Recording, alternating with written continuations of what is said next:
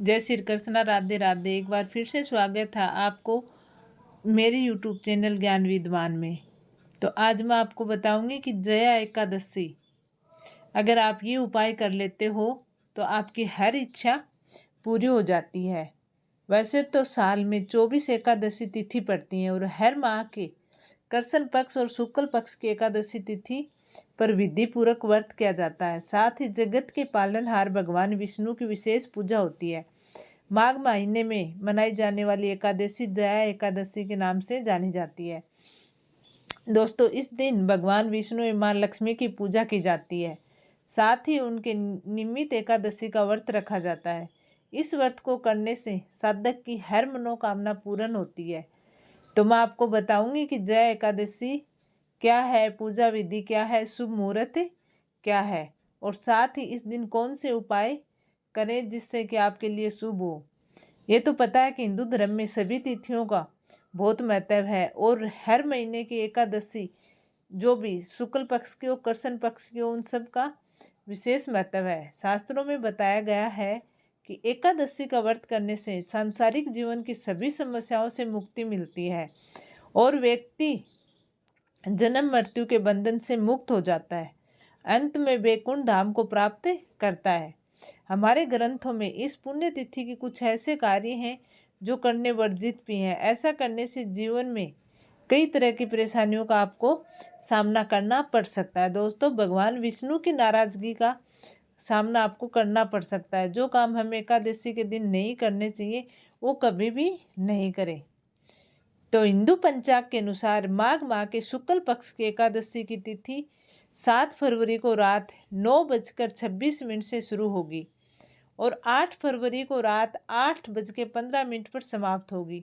उदय तिथि के अनुसार 8 फरवरी को जया एकादशी पड़ेगी। इस दिन रवि योग के साथ भद्रावास का भी संयोग बन रहा है। इसके अलावा 8 फरवरी की रात में शिववास योग का निर्माण होगा और इस शुभ अवसर पर मृगशिरा और आद्रा नक्षत्र का संयोग है। इन योग में जगत के पालनहार भगवान विष्णु और लक्ष्मी जी की हर मनोकामनाएं आपकी इच्छा पूरी करते हैं। जया एकादशी के दिन कौन से काम करें दोस्तों? तो जया एकादशी के दिन ब्रह्म मुहूर्त में उठना चाहिए। उसके बाद घर की साफ सफाई करनी चाहिए। इसके बाद गंगा जल पानी में डालकर स्नान करें। स्नान के बाद सूर्य देव को जल अर्पित करें और पंचोपचार कर विधि विद्वान से भगवान विष्णु और मां लक्ष्मी की पूजा करें। पूजा के समय भगवान विष्णु जी के पीले फूल और पीले मिठाई अर्पित करें। विष्णु चालीसा का पाठ करें। शाम को आरती अर्चना करने के बाद फलाहार ग्रहण करें। रात में भगवान विष्णु के भजन कीर्तन करें और अगले दिन पूजा पाठ करके व्रत का पालन करें।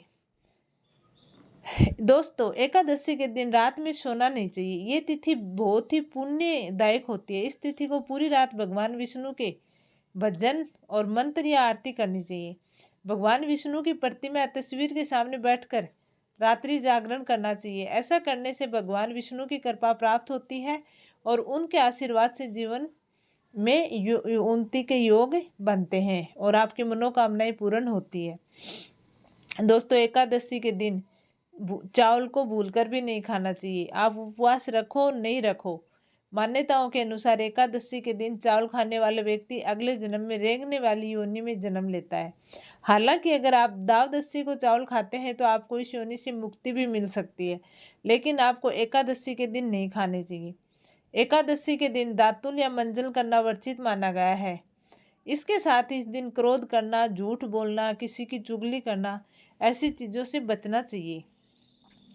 ऐसा करने से न केवल परिवार बल्कि पूरे समाज में आपका सम्मान नहीं मिलता है और पाप के भागी बन सकते हो आप। इन सब कार्यों को करने से इच्छा है, आप जो चुगली करते हो, किसी की बुराई करते हो, उससे अच्छा है कि आप भजन करो। एकादशी के दिन ये चीज़ें खाने से आपको बचना चाहिए। मसूर दाल, चना दाल, उड़द दाल, गोभी, सलजम, पालक आदि का सेवन नहीं करना चाहिए। साथ ही इस दिन शारीरिक एवं मानसिक तौर पर किए गए जाने वाले बुरे कार्यों से बचना चाहिए। शास्त्रों में एकादशी को मोक्षदायिनी तिथि कहा जाता है। इसलिए एकादशी तिथि के दिन इन कार्य से करने से बचना चाहिए। एकादशी तिथि के दिन पान खाना, चोरी करना, हिंसा करना, क्रोध करना, ये सब चीज़ों से बचना चाहिए। एकादशी के दिन आपको ब्रह्मचर्य का पालन करना चाहिए और एकादशी के दिन मदिरा, मांस वगैरह सब चीज़ें खाने से बचना चाहिए। नहीं तो अगर आप ऐसे करते हो तो आपको मानसिक तौर पर, शारीरिक तौर पर परेशानियों का सामना करना पड़ सकता है और आपको शुभ फल की जगह अशुभ फल प्राप्त होता है। ये कार्य जरूर करें। एकादशी के दिन भगवान विष्णु को तुलसी बहुत प्रिय मानी जाती है। ऐसे में एकादशी के दिन भगवान विष्णु को के भोग में तुलसी जरूर शामिल करें, तभी उनके भोग को पूरा माना जाता है। इससे साधक के जीवन में आ रही परेशानियां धीरे धीरे दूर हो जाती हैं। एकादशी के दिन तुलसी पूजा करना बहुत शुभ माना जाता है। इस दिन तुलसी के पास घी का दीपक जरूर जलाएं। इसके बाद तुलसी माता को लाल चुनरी, सिंदूर, रोली और नैवेद्य आदि अर्पित करें। 11 या फिर 21 बार तुलसी की परिक्रमा करें। साथ ही इस दिन लक्ष्मी की कृपा के लिए तुलसी में लाल रंग का कलेवा बांधें। अगर आप अपने घर में कभी भी पैसों की तंगी नहीं चाहते हो और आपके घर में हमेशा भंडार भरा रहे, तो सफला एकादशी के दिन शाम के समय तुलसी के पौधे में गाय के घी का दीपक जलाएं और 33 दिन तक नियमित रूप से दीपक जलाएं। तो ऐसा करने से आपके घर में पैसों की कभी भी तंगी नहीं होगी। एकादशी के दिन आपको तुलसी के पत्ते का भोग लगाना है विष्णु जी के, लेकिन एकादशी के दिन आपको तुलसी का पत्ता नहीं तोड़ना है।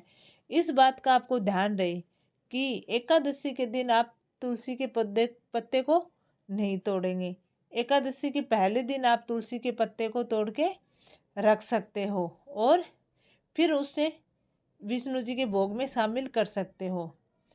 अगर आपके वैवाहिक जीवन का आप सुख बढ़ाना चाहते हो तो एकादशी के दिन पीले रंग के धातु के लोटे में गंगा जल डालकर उसमें थोड़ी सी पिसी हुई हल्दी मिलाकर और उसमें एक सिक्का डालकर अपने ऊपर से 7 बार बहते हुए पानी में बहा देना चाहिए। तो उससे आपका दाम्पत्य जीवन सुखी रहेगा। अगर अपने घर की सुख शांति और बच्चों की तरक्की चाहते हो तो जय एकादशी के दिन रात के समय भगवान विष्णु का ध्यान करते हुए भजन कीर्तन करें।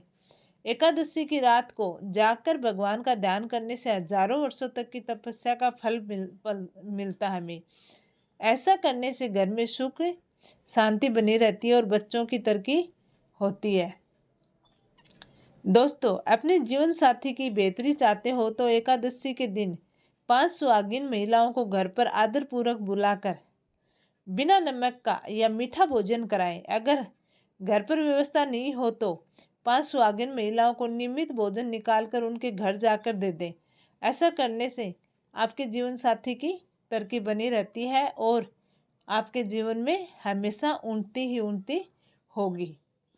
आप किसी भी काम में अपनी सफलता सुनिश्चित करना चाहते हो तो एकादशी के दिन भगवान विष्णु की पूजा के समय 2 हल्दी की गांठ पूजा स्थल पर रख लें और अगले दिन जब भी उस काम को करने के लिए घर से निकले तो उन हल्दी की गांठ को पीले कपड़े में लपेट कर अपने दाएं हाथ की भुजा में बांध लें। आपका काम जरूर बनेगा। ऐसा करने से आपकी हर काम में सफलता मिलेगी और आपकी उन्नति होगी। दोस्तों, अपने बच्चों की तरक्की के लिए भगवान विष्णु की पूजा के समय चंदन घिसकर एक कटोरी में रख दे और जब पूजा समाप्त हो जाए तो दोनों हाथों से भगवान को पुष्पांजलि चढ़ाने के बाद उस कटोरी में चंदन लेकर अपने बच्चों के मस्तक पर तिलक लगा दें। चंदन घिसते समय ध्यान रहे कि एक बार में इतना चंदन घिस ले कि अगले 15 दिन तक वो चले। अगली एकादशी तक वो चलना चाहिए और ये तिलक लगाने की प्रक्रिया भी अगली एकादशी तक जारी रहे।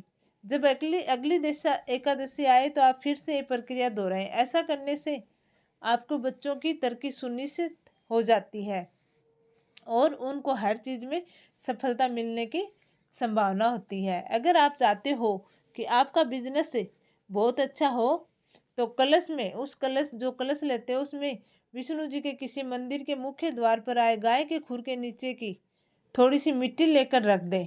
अगर संभव हो उसके तो विष्णु जी के मंदिर के द्वार की मिट्टी आप ले आए।